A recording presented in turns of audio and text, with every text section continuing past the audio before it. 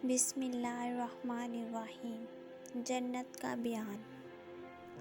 اہل ایمان کے ثواب اور انعامات کے لیے اللہ تعالیٰ نے ایک مکان بنایا ہے جس میں تمام قسم کی جسمانی روحانی لذتوں کے وہ سامان مہیا فرمائے ہیں جو شاہان حکمت و اقلیم ساری کائنات کے فرما برداروں اور حکمرانوں کے خیال میں نہیں آ سکتے۔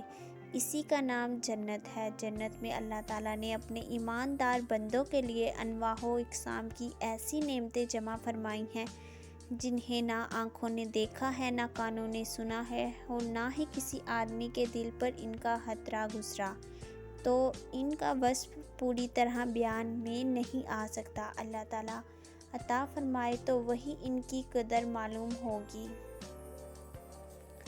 جو کوئی مثال اس کی تعریف میں دی جائے سمجھانے کے لیے ہے، ورنہ دنیا کی اعلیٰ سے اعلیٰ شے کو جنت کی کسی چیز کے ساتھ کوئی مناسبت نہیں۔ جنت میں 100 درجے ہیں، ہر درجے کی وسعت اتنی ہے کہ اگر تمام عالم ایک درجہ میں جمع ہوں تو سب کے لیے وسیع ہوں اور جگہ باقی رہے۔ جنت میں قسم قسم کے جوہر محل ہیں، ایسے صاف و شفاف کہ اندر کا حصہ باہر سے اور باہر کا حصہ اندر سے دکھائی دے۔ جنت کی دیواریں سونے چاندی کی اینٹوں اور مشک کے گارے سے بنی ہوئی ہیں۔ زمین زعفران کی اور کنکریوں کی جگہ موتی اور یاقوت ہیں۔ جنت میں 4 دریا ہیں، ایک پانی کا، دوسرا دودھ کا، تیسرا شہد کا اور چوتھا پاکیزہ شراب کا۔ پھر ان میں سے نہریں نکل کر ہر ایک جنتی کے مکان میں جا رہی ہیں۔ جنت میں جنتیوں کو ہر قسم کی لذیذ سے لذیذ کھانے ملیں گے اور جو چاہیں گے فوراً ان کے سامنے ہو جائے گا۔ جنت میں نجاست، گندگی، پخانہ، پیشاب، تھوک وغیرہ حتیٰ کہ کان کا میل، بدن کا میل اصلاح نہ ہوں گے۔ ایک خوشبودار فرحت بخش پسینہ نکلے گا اور ایک خوشبودار فرحت بخش ڈکار آئے گا اور سب کھانا ہضم ہو جائے گا۔ ہر وقت زبان سے تسبیح و تکبیر بالقصد اور بلا قصد مثلاً سانس کے جاری ہوں گی۔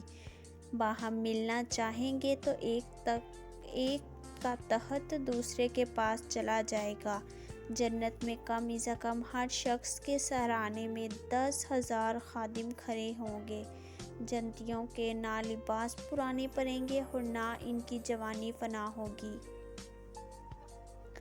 اور اگر مسلمان اولاد کی خواہش کرے گا تو اس کا حمل اور واضع اور پوری عمر یعنی 30 سال کی خواہش کرتے ہی ایک ساتھ میں ہو جائے گی۔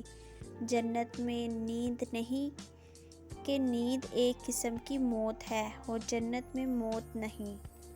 جنتی جب جنت میں جائیں گے ہر ایک اپنے اعمال کے مقدار سے مرتبہ پائیں گے اور اس کے فضل کی حد نہیں۔ پھر انہیں دنیا کے 1 ہفتے کی مقدار بعد اجازت دی جائے گی کہ اپنے پروردگار عز و جل کی زیارت کریں۔ عرش الہی ظاہر ہوگا، رب عز و جل جنت کے باغوں میں سے ایک باغ میں تجلی فرمائے گا اور خدا تعالیٰ کا دیدار ایسا صاف ہوگا جیسے آفتاب اور 14ویں رات کے چاند کا ہر ایک اپنی اپنی جگہ سے دیکھتا ہے کہ ایک کا دیکھنا دوسرے کے لیے منع نہیں۔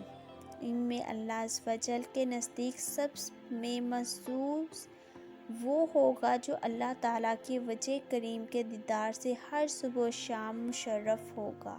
سبحان اللہ۔